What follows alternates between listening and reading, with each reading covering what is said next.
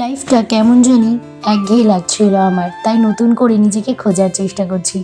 আর সেই মতোই আমার একটা 100 ডেজ মিনি ব্লগ চ্যালেঞ্জ তোমাদের সাথে শেয়ার করব, যেখানে আমি 100 দিন আমার নিজেকে কিভাবে আমি একঘেয়ে জীবন থেকে বের করি সেটাই তোমাদের সাথে শেয়ার করব। Hello everyone, welcome to my 100 days mini blog চ্যালেঞ্জের ডে 1। তো আজ হচ্ছে সানডে, আর আমি সকালবেলা ঘুম থেকে উঠে হাঁটতে চলে গেছিলাম। আর হেঁটে বাড়িতে এসে স্নান করে একেবারে পুজোটাও দিয়ে নিয়েছি। তারপরেই আমি টুকটাক আমার যা কাজ থাকে সেগুলোই করে নেব। আর এদিকে দেখো, আমি তো সকালবেলা চলে গেছিলাম বিছানাটা না গুছিয়েই, আর বাড়ি এসে আগে স্নান করে পুজোটা দিয়ে নিয়েছি। তারপরে বলেছিলাম নিজের সমস্ত কাজ শেয়ার করব, তো সেই মতোই ঘরটর গুছিয়ে নিচ্ছি, বিছানাবাটি তুলে নিচ্ছি। আর সকালবেলা পুজোটা দেওয়া হয়ে গেলে না, আমার মনে হয় কি সারাটা দিনের একটা যে কাজ, অনেক বড় কাজ একটা কমপ্লিট হয়ে যায়, আমার কাছে সেটাই মনে হয়। তারপরে খেয়ে নিচ্ছি একটু বেলের শরবত।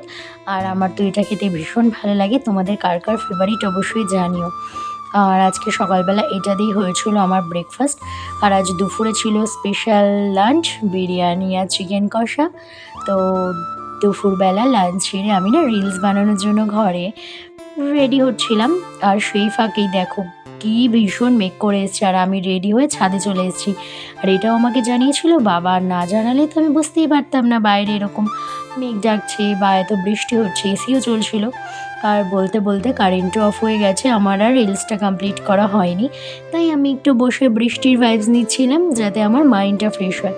বেশ কিছুদিন ধরে আমি একটু মানসিক সমস্যায় ভুগছি বলতে পারো, যেখানে আমি ভীষণ রেগে যাচ্ছি। তাই এমন কিছু করছি যেগুলো করলে আমি নিজেকে ঠান্ডা রাখতে পারছি। আর তারপরেই খেয়ে নিলাম চা।